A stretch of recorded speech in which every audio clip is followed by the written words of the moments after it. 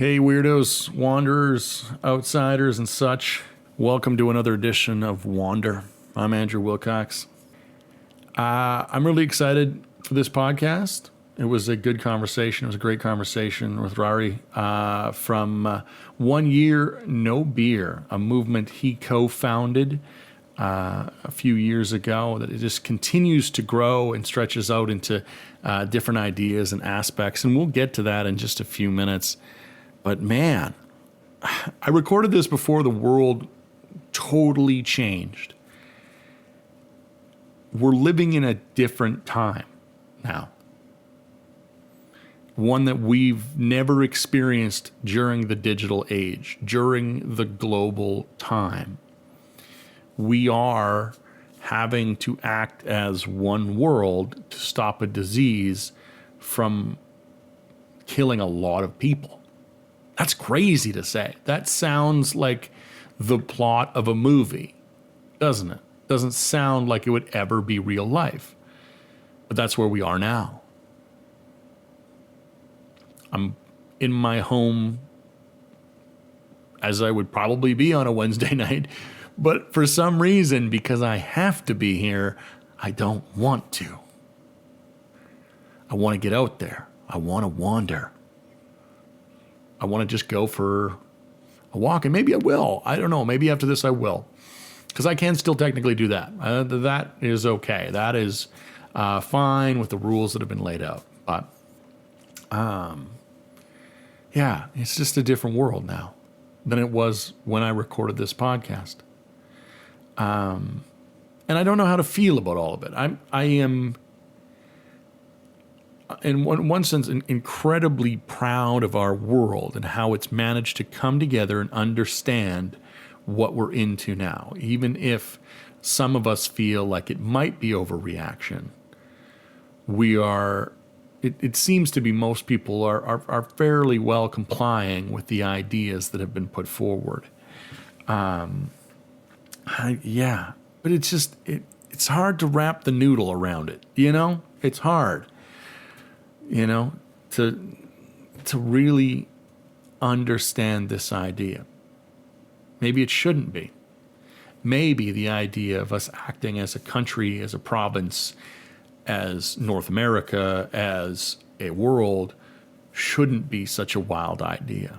In fact, a lot of things I like aren't thinking so small, but all are thinking so large and so globally. You know, I do think that we need to think globally more often, because my belief is that we no longer have the comfort of ignorance. You know, 100 years ago, you could understand, even though you didn't accept some people's ignorance. You could say, well, they come from a small town, which I never liked as an excuse, because I came from a small town, and you can still have a progressive, thoughtful view from a small town. Absolutely, you can. But you used to be able to allow people the comfort of ignorance. Oh, they're older, you know, blah, blah, blah, blah, blah. You know, like, that doesn't fly anymore. We have had 20 years of solid internet and tons and tons and tons of footage, video, evidence, interactions with people from other places, and an understanding that we are all one people. We are all the same on the inside.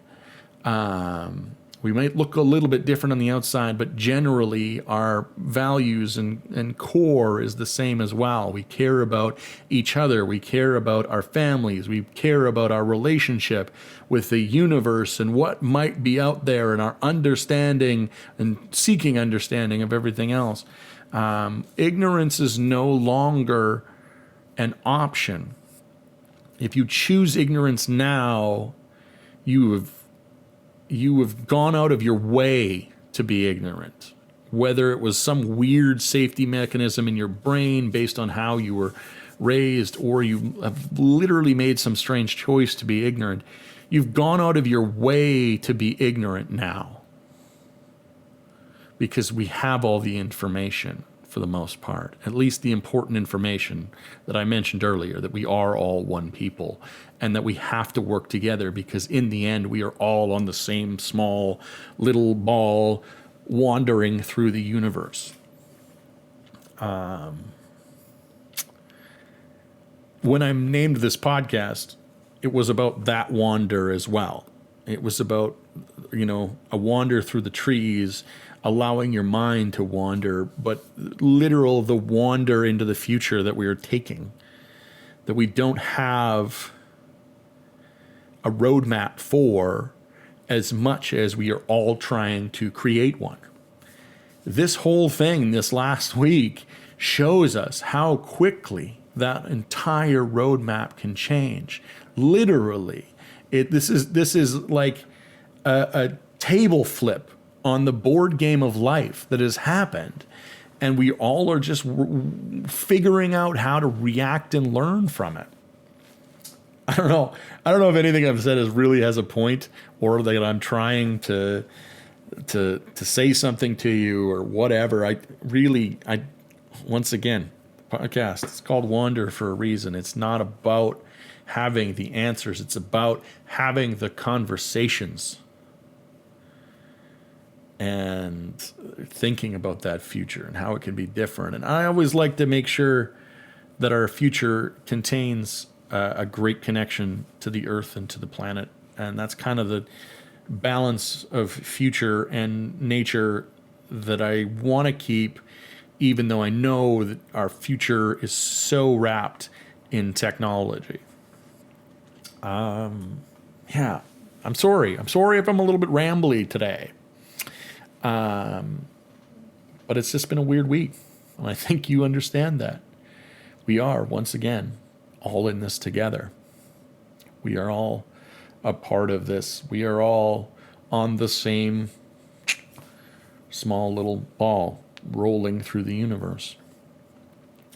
So I'm pretty sure any podcast in the future for the next little while is definitely going to have a bit of conversation about the experience of this virus, not named after a beer, but really that's all I can think about every time I say it, at least when I say the coronavirus. You think of the beer. But anyway, a little bit more on this episode. Weirdly personal. And it gets weirdly personal and almost to the point where I think I sound a little self-indulgent. Probably doing this too. Is what it is. If you're here, thank you for being here. If you're still here, thank you for being here. I should have put a warning at the front of the podcast saying, just skip 10 minutes ahead if you don't want to hear me ramble and just listen to the podcast. Because it is totally worth it. I hope you didn't turn it off 30 seconds into my ramble going, oh, well, he's off his rocker today. We're not going to listen to this. Because the podcast is totally worth it. Even in my self-indulgence in there. Even in a couple of points where I think I might be a little bit too judgmental, which I feel guilty about later on in the actual podcast, man. Because that's never the point. The point of 1 year no beer is to look at life in a different way, which is something I can experience. I don't drink, and I haven't drank since I was 18 years old, which is more than 20 years ago. But there's a lot of things that he says that I wish I would have had the conversation before I stopped drinking. I never enjoyed drinking. I never have been super hammered. It's never been a problem in my life. It's never been really even a big part of my life. But it's a big part of a lot of people's lives. And as we go into isolation, into this social distancing, self-isolation, I feel like some people, maybe not a ton, are going to turn to alcohol as a companion on this. And maybe one of those people will give this podcast a listen and try something different. Try going for walks. instead of using the drink for comfort. And maybe it'll help them out. I don't know. I think it's a super cool program that this guy has.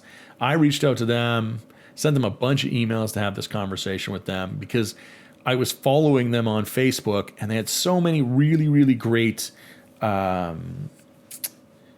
success story pictures and videos and such. And I found it to be really inspiring. I thought, you know what? This isn't like a lot of those side-by-side fitness pictures that you see where you're like, it seems a little unrealistic. It just seems like these people have a little bit wider, a little bit more genuine smile on their face in the pictures after not drinking for however long they've stopped drinking. Because it's, as he'll explain, it's not just about 1 year no beer. You can choose how long you do it. You can choose how you do it. You can choose even if alcohol is the thing that you stop or you stop something else. But anyway, it's a super neat program. Thank you for indulging me on this 10-minute ramble that I've gone through. Hopefully you enjoyed listening to it. Please know that if you want to have a conversation, if you want to reach out, you can reach out to me anytime. I love having conversations with new people. Yeah. But before that, here you go. Here's 30 minutes of me talking about 1 year, no beer. It's The Wander with Andrew Wilcox podcast. Welcome to Wander with Andrew Wilcox. 1 year no beer challenge is not really 1 year, and it's not no beer. So just some small identity issues. But really born out of my own personal experience of being a social drinker. And not really realizing that alcohol was a problem in my life at all. It wasn't even on my radar. When I took a break from alcohol, I was absolutely blown away with the areas of my life that improved. Fitter, faster, healthier, happier, better dad, better husband. I was more successful. My business was more productive. A decade of IBS disappeared. Psoriasis disappeared. I mean, it was unbelievable, the transformation. And so now I realized that it doesn't matter how many times you'd have said to me, why don't you stop drinking, or you should stop drinking, I would never have listened to you because I was like, well, why? I don't need to. I don't have a problem with drinking. And the only way somebody is going to realize the impact that alcohol is having on their life, which I guarantee you is huge, is by taking a break from it. And for most people, it's 40 to 60 days. So that's where we came up with creating a challenge. And we called it 1 year no beer because when we were going through our own journey and we said, oh, we're not drinking, people went, what's wrong with you? Didn't realize you had a problem. And they had all these assumptions. And so we sort of wanted this phrase. We wanted to get rid of the peer pressure of, come on, just have one. You know, it's just a drink. Just join me. So we were like, no, I'm doing the 1 year no beer challenge. Like, you know, a bit like a smack in the face. And then later we came out with a 28-day challenge and a 90-day challenge and lots of support and things like that. But yes, so in answer to your question specifically, because I'm not good at answering people's questions specifically, I don't like being told what to do, but is that we created a challenge to help people change their relationship with alcohol. And that means pressing the reset button on your relationship. So if you're drinking 10 drinks a week, that you will likely go down to one or none after the challenge. And you will consciously choose that because you've seen the other side and like, oh my God, like, why was I ever doing that before? So that's what we're up to. And how do you guys, what is the type of person that usually would come to the challenge? What do you find to be the person that comes to this challenge most often? With 35 to 45-year-old, married, male, female, 50-50 split, hardworking, ABC1 tends to be the stereotypical person who comes and signs up to our challenge. But I mean, we've got thousands of 21-year-olds and we've got thousands and thousands of 50, 60, 70-year-olds. So, that's what's amazing. The majority of the people fit into that space, but we've helped people all over the world. It's now 80,000 members in 90 countries. And what seems to be people's biggest reason for coming towards the challenge? Well, we've recently been done by trying to understand exactly that, and the vast majority of people are looking for control. So they're looking to put alcohol into a better place. I think most people don't realize that alcohol is a problem, and that as we get better at helping educate people, really, it'll be about, look, I'm trying to fix my anxiety. And I'm taking this anxiety medication, and yeah, I'm still drinking alcohol. That is absolutely insane, because alcohol creates anxiety. And we've got so many people who've said, decades of struggling with anxiety, and it's disappeared. Not just that, we've now on our fifth OYMB baby. So our first OYMB baby was Mark Darby, 5 rounds of IVF, told he would never get pregnant naturally because he had too low a swim count. Wow. And 100 days into our challenge, and they're pregnant. Depression, PTSD, ultimately people coming in searching for a solution to a health issue, and then we can educate them that alcohol is probably the thing that's either causing it or making it a lot worse. And the crazy part of that, I think, is that most people think alcohol is the solution. Yeah, I know. That is the medication that Well, that's they're what taking, we've been right? marketed to believe. That's what we've been socially conditioned to believe. And that's the matrix. It is the matrix. And I know unequivocally, absolutely guarantee every single person listening there that if you do the 90-day challenge, your relationship with alcohol will be transformed, because you'll see it for what it is. And I also think that, there's some people who have come and they say, well, I got pregnant and I stopped drinking for 9 months. I know what it's like. I didn't really feel that much better. I'm here to tell you that a large percentage of your pregnancy glow was you not drinking. I'm also here to tell you that not drinking when you're pregnant, when society expects you not to drink, when all the peer pressure is for you to not drink, that you haven't actually changed your relationship with it, because 95% of our drinking is just psychology. It is, I get to the end of the day, and I've learned through decades of having fun. Maybe I went to college and learned how to drink fast. Maybe I went to the military and I discovered chugging. Maybe I was in American football or rugby, and I was shown what a relationship with alcohol is. But I started to understand this relationship with alcohol, and I started to associate it with things like fun. Then I started to associate it with success. Then in my 30s, I started to associate it with stress relief. And this is the relationship with alcohol that we've now pulled all those plugs together. But actually, it's all a freaking lie. Yeah. And you don't discover that until afterwards. You don't discover that until after you've changed the neural pathways in your brain. I think it might be interesting to you for me to relate my personal experience. Yeah. So I was never much of a drinker. On my 18th birthday, because that's what you do, I got super hammered. Had not a great experience. Puked in a ditch. That type of thing. Asked my friends to just leave me there because it felt pretty good in the ditch. Absolutely. That type of idea. Next morning, buddy calls me up. He says, dude, we're going out. You ready to go again? I said, man, I'm never doing this again. Yep. I'm never doing this again. He goes, BS. Everybody says that. I said, no, I'm never doing it again. Seriously. So I said to myself, I'm not going to drink for a year. Just picked it out of nowhere. I'm like, I'm not going to drink for a year. And that was, I hate to say it, 20 years ago now. I haven't had a single drop of alcohol in that time. Wow. And so I think I come to what you're speaking about from a different perspective. I've been drunk 3 times in my life, and it's tough. Your 20s are the toughest because the peer pressure that you speak of is immense. It's immense. You are expected to be, in order to participate in social activity, you're expected to get drunk in your 20s.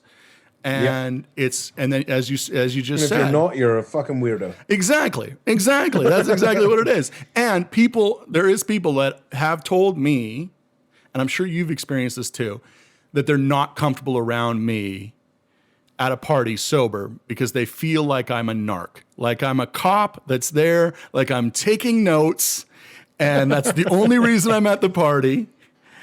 Yeah, exactly. I'm watching everybody here. I've got, like I should have my phone out making video clips. Tape lines. That's what they think is going on when sober people are in the party. So the question for you then is, how do the people who take your program, how do they overcome that pressure? How do you help them overcome that pressure? Because that's definitely there. Yeah, absolutely. So part of it is in the story, part of it is in the execution of how you tell people. I think I think as a society, we're having a shift. So more and more people are choosing not to drink, and that is making it a lot easier than what it was previously. Pardon me. One of the things I think there's a whole plethora of things. So for instance, before you go to a social engagement where there's going to be drinking, get the ringleader on side. There's always a ringleader. Call them up in advance. Tell them that you're not drinking. Explain to them your situation. Get them to buy into it, and you reduce the pressure of the moment.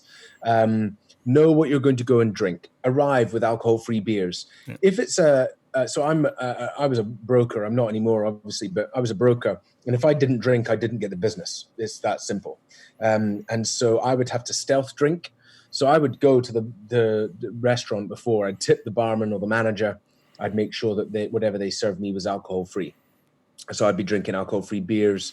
I would get a water shot if other people were doing shots, et cetera, et cetera, et cetera. So nobody would know. So there's stealth drinking. There is, if somebody buys you a drink, you just take a sip of it so that they see you doing it. Then you go off to the toilet, pour it away, go to the bar, get yourself your own alcohol-free beer. And alcohol-free beers in a pint glass just look like beer. And the other thing about all of these psychologically for other people is that actually you could be standing with an alcohol-free beer, and although they might get awareness to begin with. You're drinking alcohol-free beer, subconsciously they forget about the awareness. So later, round 1 or round 2 or round 3, they just see you with a bottle in your hand, and it doesn't trigger them. And so you find all these little tools that go to your advantage. But the fact that we're having this conversation is ridiculous. Well, it is. It's a drug. Yeah. And why do I need to be like you? And no, I'm not the fucking weirdo. You are. Telling me that I'm a weirdo for not wanting to pour a drug down my throat just to feel socially normal. Yeah. Are you kidding me? Poison myself for hundreds of dollars every night. Yeah. Why am I the crazy person? I wish I had those tricks before. I used to just as soon as I went into a bar in my early 20s, I would just grab an empty bottle off a table. Yeah. And just walk around with it. And just hold it. Yeah. Wouldn't drink from it. I would just hold it for the night. And it wasn't till my late 20s that I just stopped caring and would have a conversation with people. But one of the people that would always worry me was the people that would ask me legitimately and honestly, how do you live? That was always what scared me. They would ask me like, how do you live? You don't. Well, the first question was, oh, you don't drink. Oh, well, what drugs do you do? Well, I don't do any drugs. Oh, well, then how do you live? And that's, I think that says more about them than it says about me. Yeah. But how does 1 Year No Beer work with people with addictions? Well, we're really in prevention. Yeah. So we are at the front end, lifestyle drinkers. Anyone drinking more than 3 glasses of wine a week to the slightly heavier or to the heavier drinkers is who we help it with. This is about habit. Most people for drinking is a habit. Habits are broken through, helping the brain steer it in to create new neural pathways. So that's about the habit loop. For instance, I wanted relaxation, so I drank red wine. But the reality is I was looking for relaxation, and red wine creates the lack of relaxation because it begets itself. So how do I actually get relaxation? Well, I can go and exercise or yoga or meditate. And by doing things naturally like that, the transformation is exponential. And the same thing with, I'm looking to feel social inclusion. okay, well, I understand it's social inclusion that I want. I don't need alcohol for that, et cetera, et cetera. So, I can go to a different environment that releases dopamine, like going on a spin class or going, go-karting with my buddies, where I'm going to be released lots of dopamine, having fun with my friends and showing myself that I can have fun without booze. So I think that's the whole process we help take people through on this journey of discovering why it is they were drinking, what's the underlying thing, what is it they're trying to achieve, and finding new healthy habits to implement. And then, they have a transformational experience. And this is not, instead of not drinking, which anybody can do, right? Anybody can not drink. This is what not drinking looks like, right? I'm going to do a month not drinking. And so on the 1st of Feb, I'm going to get absolutely shit-faced again. I can't wait. I'm going to count down the days. In fact, I'm going to put up a counter on my wall, number of days till I can get shit-faced again. And I'm going to avoid all my social circle, cancel my diary. I'm not going anywhere near because they won't like me. I'm not drinking. I'll be boring. So that's what we do. And all I've done is reaffirm all the limiting beliefs that alcohol is pertinent to life, pertinent to having fun, pertinent to be successful, hide away, white knuckle, and then get to the first of the month, right? No. We don't want any of that. Like in our course, in our program, we invite people to go to the pub. Go to the pub. Go there and not drink. And you'll show yourself that you can actually have a good time without alcohol, because that's what's really important. You're here to teach your brain that alcohol does not equal fun. That alcohol does not equal success. That alcohol does not equal relaxation. And when you teach your brain that, your life is transformed. You're not reliant on it anymore. And it seems like that would be similar to struggles people have with a diet, where they do the same thing on a diet. I'm going to diet for 30 days. I'm going to hate every minute of it. Wait, the diet didn't work. Yeah. No, you have to do the opposite. You have to learn to enjoy it. One thing I learned too, especially when I was younger, is going to a bar sober showed me definitely the places I didn't want to go. Because you certainly do see some people that you go, that's where you could end up. In a situation where, you're not even going to remember the night. You spent a bunch of money. You wanted to have a good time. And then you just end up destroying yourself and having a horrible day the next day. So I've just realized something. Are you recording this? Yes. Okay, good. Yes, absolutely. I didn't press record. No worries. I'm recording it on this end. Yeah. So no, that's no problem at all.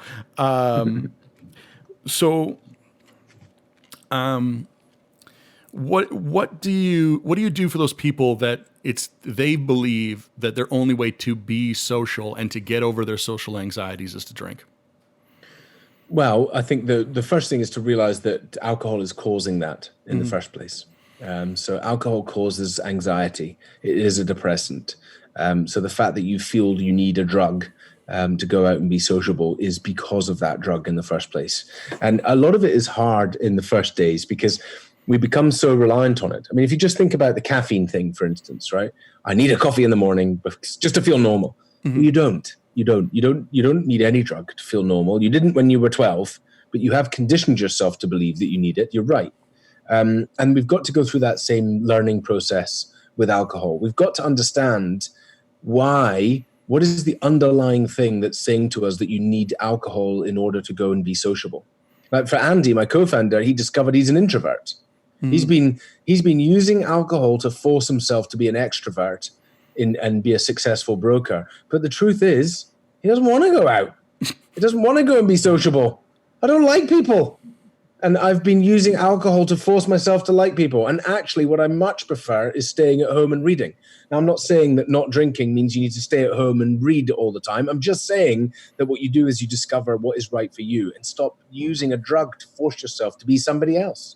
So there's that whole learning process. Yeah. Equally, we've got people who said, I had anxiety off the charts. And I've always needed a drink to go and be sociable. And when I removed it, of course, I had to go through a process. Sometimes things get worse before they get better. I had to learn. So there's a journey to go through. But ultimately now, I don't need it. And for me, I had to prove everything I knew about not drinking was true. So I still drink alcohol, right? I drink as much as I want whenever I want. I did 2 years not drinking. And now I have it in a place of total control. So I can go out and not drink without even blinking an eye, or I could go for a lads' weekend and get completely smashed, but I'm not going to drink again for a few months afterwards because I'll feel horrendous. So it's just in a place where I completely take it or leave it. And I think that most people want to put it into that place of having a sort of a complete control, or at least being able to see it for what it is.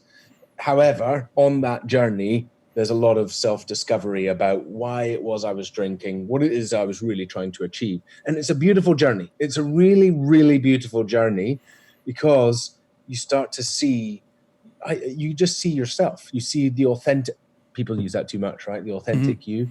But you get a doorway opened. I think we've sort of described this a lot, that alcohol is the gateway to your health. You've been trying to find that one magic thing to help you lose weight, be more productive at work, feel happier, sleep better, have better relationships, improve your relationships at work, improve your relationship at home. You've been searching for something to help you with all that, and really taking a break from booze will open the doorway for you to discovering all those things. In fact, for many of them, it will actually be the solution. Certainly was for my marriage. Removing one person from drinking removed one person from every argument. Therefore, there isn't an argument. And when she changed her relationship with alcohol too, our whole relationship transformed. Yeah, it seems to me, you touched on this. It seems that we use alcohol so that we can get into social situations that we wouldn't want to be in anyway. So then we end up surrounding ourselves with people we don't really feel connected to. Yep. And then we feel just to stand them. Yeah. But then you feel lonelier than you would be. So you're surrounded by people that aren't the people that you would normally be spending time with. Then you find yourself lost. And I think that's also a problem with anxiety that sometimes happens to people, is they end up surrounded by people who they don't really connect with because they aren't their true selves. And then they end up feeling lonelier or more alone because they're confused. They go, well, I'm with people every night. I'm talking, I'm having conversations, but they're not real conversations. They're not authentic conversations. They're not them being their authentic selves. And I think that some people that drink and don't have control over it haven't really found, as you mentioned, their authentic selves. Agreed. To kind of come back to it, the goal of your program is not to stop people completely from drinking. It's not to say that it's, you have to stop drinking in order to live a happy life. It is to help people get control over alcohol in their life. Yeah, correct. It's more about, I think control is what a lot of people are searching for, because you could say, well, I'm in control. I'm in control. What I'm here to say is that if you are drinking more than 3 glasses of wine a week, you're going to have a massive upgrade in your life if you do a 90-day break without booze. That's all I'm here to say. And I don't know what niggling health issue will repair itself for you. I don't know what things will improve for you. I mean, we brought on an entrepreneur the other day, one of the UK's top entrepreneurs. And he said he started 1 year no beer beginning of January. He's like, I'm only 2 months into this, Ruari, and I've just realized that for the last 10 years, even in building my businesses, I've been operating at 80%. Yeah. Isn't that amazing? That's crazy. Do you want a 20% upgrade? Who wants a 20% upgrade? Hands up. Absolutely. Everybody. Yes, please. Does. Who doesn't? Yeah. So that's the amazing piece. And if that's the case, if 20% upgrade is on the table for you and it's only going to take you 2 months, maybe 3 months to find out, then what are we talking about? Just do it. Yeah. And just give it a shot. And then if I'm full of shit, just send me a message and say, hey, Ruari, nothing changed for me, you big liar. And you'll be the first person in 80,000 people in 90 countries. Yeah. Well, and I like the way that you put it, because I feel like a lot of ideas just seem, one, I'm like yourself. I don't like to be told what to do. I have a hard time doing it. If I go on a diet, I don't like to meal plan because I don't like that idea. I like the way that you put it, because it's not about you have to stop now. It's give it a shot. Try it for a little bit, see how it affects you. And you're right. you have faith in it because it works, and you have the proof to show that it works. So how does a person start with the challenge? Well, dead simple. I mean, you go to oneyearnobeer.com and you sign up to a challenge, 28.90 or 365.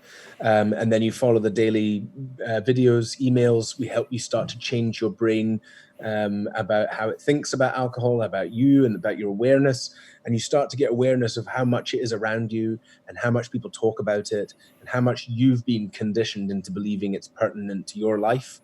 And while you're going on this journey, you're also learning lots of new habits. So we get you to book into a physical challenge. We get you to start training. Exercise is the opposite of alcohol. It really is. And also the lymphatic system doesn't have a pump. So you require exercise early in the morning to flush out a lot of this stuff.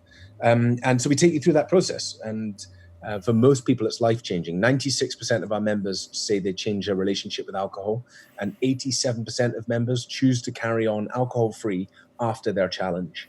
And those are some pretty mind-blowing stats. Well, with the numbers that you said, that's a huge amount of people that really you've changed their lives in a massive, massive, massive way. That's incredible. And I know I've changed their lives because when we try and raise funds, which we just raised 2 million in a few weeks, what I do is I send out an email to our members saying, hey, we're looking for investors. Is anybody interested? And I get hundreds of emails. We raised 2 million quid in a few weeks purely from our members. Wow. And how long has this been going? Since 2016, we launched, and we're still nothing yet. I mean, what we've discovered is that we're really building a behavior change platform that uses peer support to help change behavior. We are currently, obviously doing a lot in the US and starting to build over assets in the US. But we'll start translating it into Spanish at the end of this year, and then diversifying into different verticals. So gambling, sugar, caffeine, porn, etc. Ultimately, it's a behavior change model with peer support that helps you change your behavior, whatever it is. And is peer support the main driver of accountability? It's the main piece. So the most important thing is to empower somebody. And that's the piece, is empowering people to then provide the support. And that's the secret sauce that we've unlocked. People want to give back. They want to help other people, which is amazing. I love society. It's awesome. Yeah, man, it truly is. I think it's, I can't understand when people think that people are super selfish. I think that people in their core want to help people. I think that they do.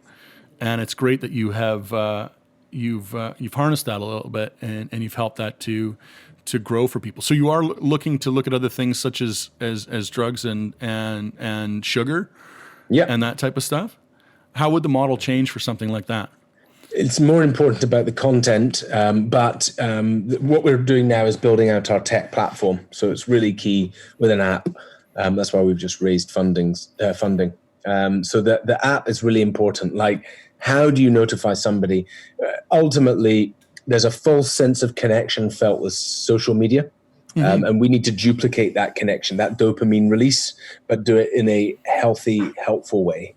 And so that what I'm doing is that, I'm learning. Imagine you took Facebook as it is today, and instead of being regurgitated shit about people's lives or trolls or all the crap, but what I'm really doing is getting life-changing information, support, guidance, principles on how to live a good life, accountability, etc. That's basically what we've got to create. And what are the timelines for that? So when are you hoping to roll these types of ideas out? MVP of the app will be out in 3 months. Okay. And then we've got lots of other platform development happening in the background. But towards the end of this year, we'll be starting to diversify into different verticals. Oh, wow. Cool.